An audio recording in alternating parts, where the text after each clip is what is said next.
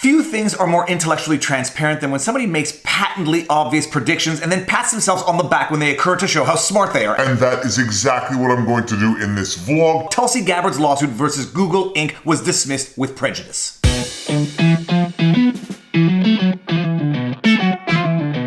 Viva Frei, Montreal litigator turned YouTuber, and today I get to add a W to the belt. It was an obvious W, but I'm going to add it nonetheless. You may or may not know that sometime in October 2019, I believe, Tulsi Gabbard sued Google Inc. And I don't know why I keep saying Google Inc. I think we all know what Google is. Google, the company. Tulsi sued Google in the wake of the June debates between the Democratic candidates for president. In her lawsuit, she argued First Amendment violations, that being violations to freedom of speech, because allegedly, in the wake of the June debates, when millions of people were allegedly Googling Tulsi Gabbard to learn more about her, Google suspended her ad account. In that vlog, I predicted that this lawsuit was an absolute loser. I wanted to love it, I wanted to believe in it, but after having read it thoroughly, I genuinely believe that it might have been drafted by an intern after they had just binge-watched all episodes of Dawson's Creek.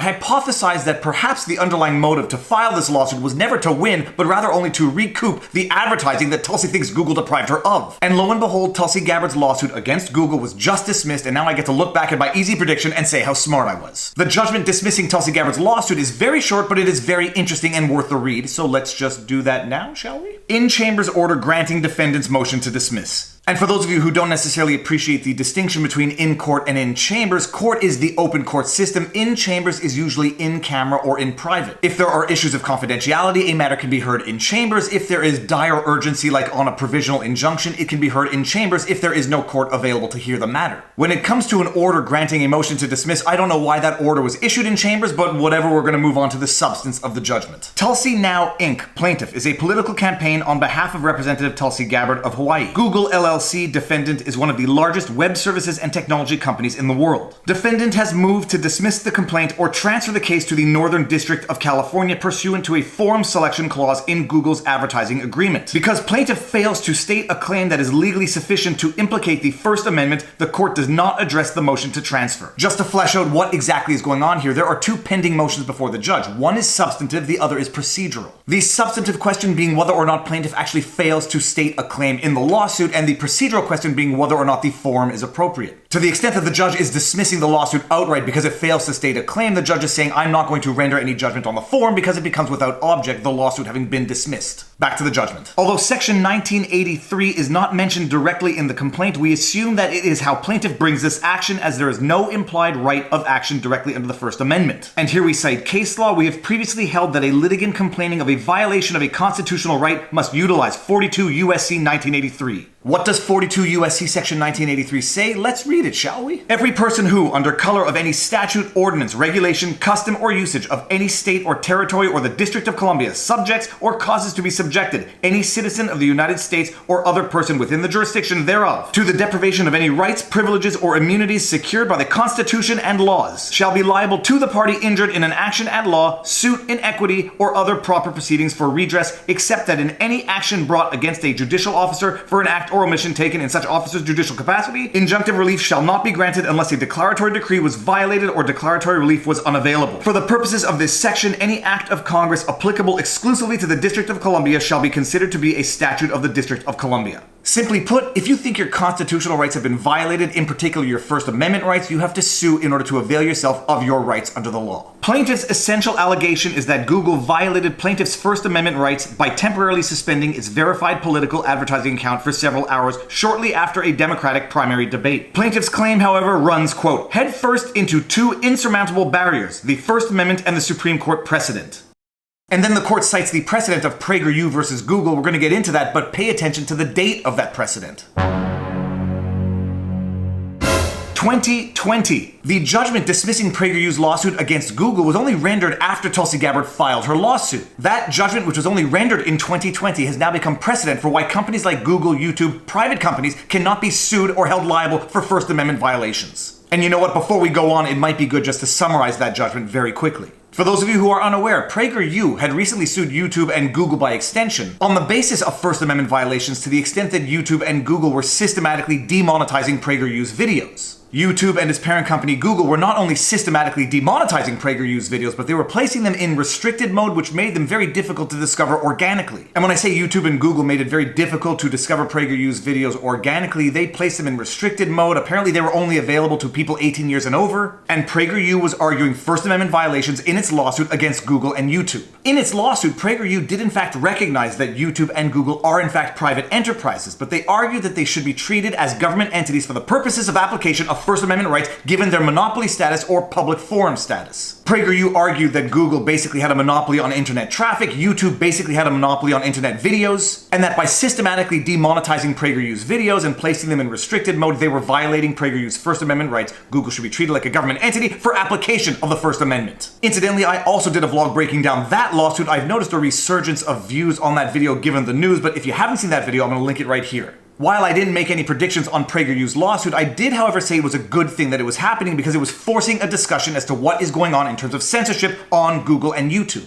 And although it is less frequent, sometimes when you lose, you do nonetheless still win because you force a public discussion on a very important issue. And sometimes even if you fail at obtaining the sought-after judicial remedy, you nonetheless force the discussion and it could lead to a legislative remedy. We'll see what happens in terms of legislative remedies, but PragerU lost its lawsuit to Google. PragerU lost its lawsuit against YouTube and Google precisely on the basis that they are private enterprises and that they cannot be deemed to be government entities. The judgment came to the conclusion that although they have big market shares, they do not constitute monopolies, nor do they qualify as utilities. So the bottom line of the PragerU judgment is that YouTube and Google are private enterprises. They cannot be deemed to be government entities for the purposes of First Amendment guarantees. The PragerU judgment having been rendered after Tulsi Gabbard filed her lawsuit against Google, you knew darn well what the outcome of Tulsi Gabbard's lawsuit was going to be. Now let's get back to the judgment and read the actual reasoning. The First Amendment provides, Congress shall make no law abridging the freedom of speech or the press, or the right of the people peaceably to assemble. The First Amendment, applied to states through the 14th Amendment, prohibits laws abridging the freedom of speech. In effect, the First Amendment means that government has no power to restrict expression because of its message, its ideas, its subject matter, or its content. And the court here is making it absolutely explicit, the distinction between the government on the one hand and private enterprise on the other. Google is not now, nor to the court's knowledge has it ever been, an arm of the United States government. And I know a lot of people might actually disagree with that, but let's not get into that discussion in this vlog. The text and original meaning of those amendments, as well as this court's long-standing precedents, establish that the Free Speech Clause prohibits only governmental abridgment of speech. The Free Speech Clause does not prohibit private abridgment of speech. And then we cite the PragerU decision again. The bottom line, when it comes to private enterprise, you are afforded no First Amendment protections. Plaintiff alleges Google has become a state actor by virtue of providing advertising services surrounding the 2020 presidential election. Under this court's cases, a private entity can qualify as a state actor in a few limited circumstances, including, for example, when the private entity performs a traditional exclusive public function, when the government compels the private entity to take a particular action, or when the government acts jointly with the private entity. Plaintiff's argument is that by regulating political advertising on its own platform, Google exercised the traditional government function of regulating elections. To draw the line between governmental and private, this court applies what is known as the state action doctrine. Under that doctrine, as relevant here, a private entity may be considered a state actor when it exercises a function traditionally exclusively reserved to the state. And here, for example, you can think of law enforcement or other basic utilities. If the government grants to a private enterprise functions that are typically reserved exclusively for the state, then constitutional protections apply. The argument here is to the effect that because Google has political advertising policies in effect, they should be deemed to be state actors that should be subject to the First Amendment protections. Now, what does the court say? No, no, no, no, no.